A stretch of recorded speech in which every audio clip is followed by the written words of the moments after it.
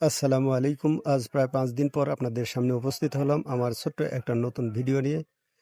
গত কয়েকদিন ধরে আমি একটু ব্যস্ত ছিলাম। আসলে প্রায় ১ সপ্তাহ হয়ে গেল আমার ছোট ভগ্নিপতি খুব অসুস্থ থাকার কারণে পুরো সময়টাই কেটেছে হাসপাতাল আর ডাক্তারের কাছে ছোটাছুটি করতে। সত্যি বলতে মনটাও ঠিক ছিল না, সারাক্ষণ একটা দুশ্চিন্তা কাজ করছিল।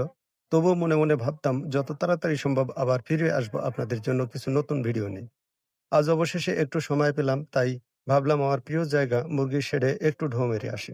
অনেকদিন পর যখন খামারে ঢুকলাম তখন এক ধরনের অদ্ভুত অনুভূতি কাজ করছিল। ভাবছিলাম এই কয়দিন আমি নিয়মিতভাবে মুরগিদের খাবার এবং পানি দিতে পারিনি, তাই হয়তো ওরা দুর্বল হয়ে গেছে বা অসুস্থ হয়ে পড়েছে। কিন্তু ভিতরে ঢুকেই দেখি আলহামদুলিল্লাহ আমার মুরগিগুলো একদম ঠিকঠাক আছে। ওদের উচ্ছ্বাস, ওদের ডানা ঝাপটানো আর খাবার খাওয়ার দৃশ্য দেখে মনটা একেবারেই ভালো হয়ে গেল।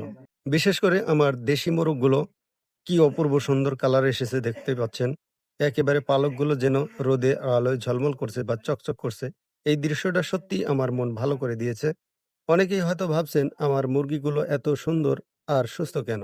এই বিষয়টা নিয়ে আমি শিগগিরই একটা বিস্তারিত ভিডিও বানাবো, যেখানে বলবো কিভাবে আমি আমার মুরগিগুলোর যত্ন নেই, কিভাবে খাবার খাওয়াই আর কিভাবে প্রাকৃতিক পরিবেশে এদের সুস্থ রাখি। বন্ধুরা, জীবনে কখনো কখনো ব্যস্ততা বা সমস্যা আসবেই, কিন্তু আমাদের লক্ষ্য আর ভালোবাসা থেকে পিছিয়ে গেলে চলবে না। এই ছোট্ট খামারটাই একদিন আমার বড় স্বপ্নের রূপ নেবে ইনশাল্লাহ। আপনাদের দোয়া, পরামর্শ আর ভালোবাসা থাকলে আমি আরও এগিয়ে যেতে পারবো। তাই সবাইকে অনুরোধ করছি আমার চ্যানেলটি সাবস্ক্রাইব করুন, ভিডিওটি লাইক ও শেয়ার করুন আর সুন্দর সুন্দর পরামর্শ দিয়ে সহযোগিতা করুন, যেন আমি আরও ভালো কন্টেন্ট বানাতে পারি। সবাই আমার জন্য দোয়া করবেন যেন আমার ছোট্ট সর্দার এগ্রো খামারটাকে একদিন অনেক বড় করতে পারি। সবাই ভালো থাকুন, সুস্থ থাকুন আর সর্দার এগ্রোর সাথেই থাকুন। সবাইকে ধন্যবাদ। আসসালামু আলাইকুম।